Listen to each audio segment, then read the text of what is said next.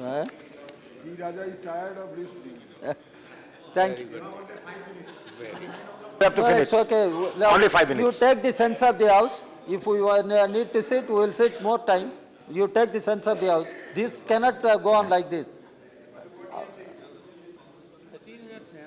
He says 5 minutes. How can I? Then I will not speak. On record, 13 minutes. So, Your, no. your time allotted is 5 minutes. I understand. Every party. Other, Yeah, this criteria no. should... Don't waste your time. No, What I am this- telling you, this you make criteria your should have speech. been Don't waste followed time. With big parties also. No, you don't waste your time. Yeah, That is what I am not reminding wasting. you. You are trying to interrupt. That is why I am telling you. Arey chaleya. Thank you, sir. We are discussing a very important constitution amendment bill. But the way the government has brought this bill must disturb every concerned citizen in the country. Sir, the bill, the statement of objects and reasons, the bill has been signed on 7th January. 7th January. And the draft bill was taken to Lok Sabha on 8th January and got it passed. It was passed. And now 9th January, we are discussing this bill. Sir, it is a constitution amendment bill, and the attitude of the government is nothing but to undermine the constitution, to undermine parliament, sir. This is what I can make out.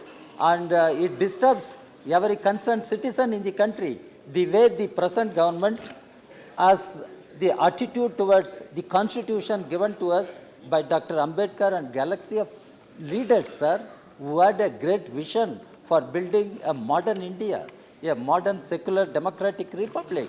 And what is happening with this present government? Is it the way to bring constitution amendment of this nature? This is my number one observation, sir. Second observation, we have heard many colleagues speaking on this bill, starting from Mr. Kapil Sibal, and everyone who spoke. To begin with, they all said they would support the bill. But the arguments which everyone gave are all to oppose the bill. That way, all these arguments strengthen our plea that bill should be referred to a select committee. Bill should go to a select committee. And this is my strong appeal to the entire House, starting from government to everybody. How can we pass such a bill in haste? Why this haste? Government should explain. Why this haste? Because government is desperate, politically motivated to bring such a bill. And the first speaker from BJP referred that his government believes in Sabka Saath, Sabka Vikas. I am asking, Sabka Saath means what?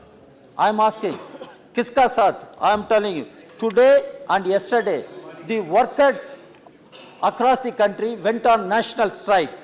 Why did they go on national strike? The workers of all spheres of our economy. They say this government is not Mazdoor Ka Saath.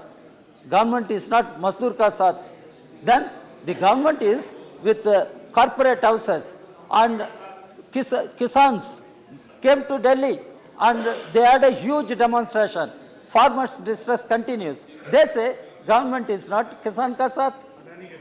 And young people, they are all suffering from unemployment, underemployment. They say this government Sarkar is not Yuva Ka Saath.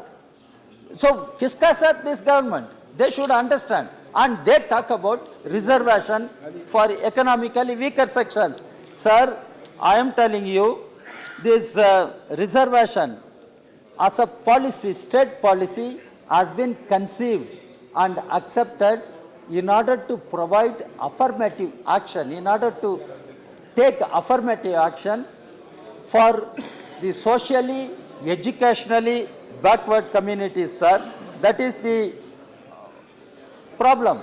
And reservation for based on income criteria is against the legislative intent. I do not know The concerned minister is not there, law minister is not there. The reservation for based on income criteria is against legislative intent of the Constituent Assembly. And it was evident from the statement of Dr. Ambedkar. You take note, you are taking the name of Dr. Ambedkar. It was Dr. Ambedkar who said in the Constituent Assembly that reservation would be ensured only against discrimination imposed by structures determined earlier. What are those structures? Now I am telling you, Mr. Paswan has left. What is happening in Gujarat? A Dalit boy just started growing his moustache. He was lynched. What is the society we have today in India? What civilization we are talking about? And India is a modern nation. And a Dalit boy cannot grow moustache. He is lynched. A Dalit boy cannot ride on a horseback. He is lynched. A shadow of a little girl who went to fetch water from a public well fell on others and she was attacked.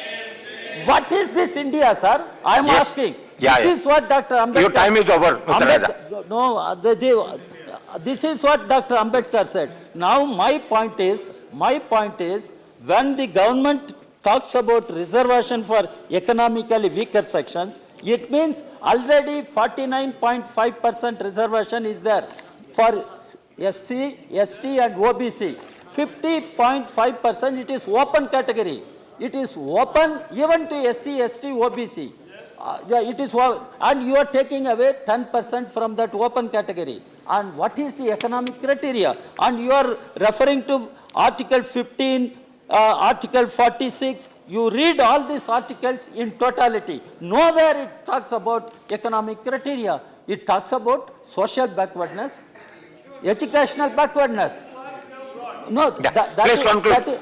Mr. Raja, please conclude. Now I am coming to that point. Now, if you are so concerned, if you are so concerned with the Constitution, then you look at the directive principles of the state policy. Who allowed the wealth of the nation should be concentrated in the hands of a few individuals? I am asking you. That is part of the Constitution. What is your response to that? And you are backing all corporate houses, big business houses. Now you have built up strong private sector. Are you, I am asking the present government, does the present government has the courage to bring a legislation to provide reservation in private sector? I am asking you. Please conclude. If you have the courage, you bring the bill, we support. We will all support. And the other day, the finance minister said in other house, he says, communists should not stop the benefits for the poor people. It is communists who have been fighting for education and employment for all. It is communists who have been fighting for health care and housing for all. It is communists who have been fighting for equality, liberty and fraternity among our citizens. That is why I am asking this government whether this bill is in tune with the Constitution. Please whether it will stand before judicial scrutiny, whether it will stand before social scrutiny across the country. That is why I am asking this government, be magnanimous. Don't have the election consideration. This democracy will have to survive. Constitution will have to survive. This nation will have to survive. That is why such a constitution amendment bill should not be passed just like that in haste. It has to go to select committee as we demand, and the whole house will have to support and refer it to select committee. Thank you.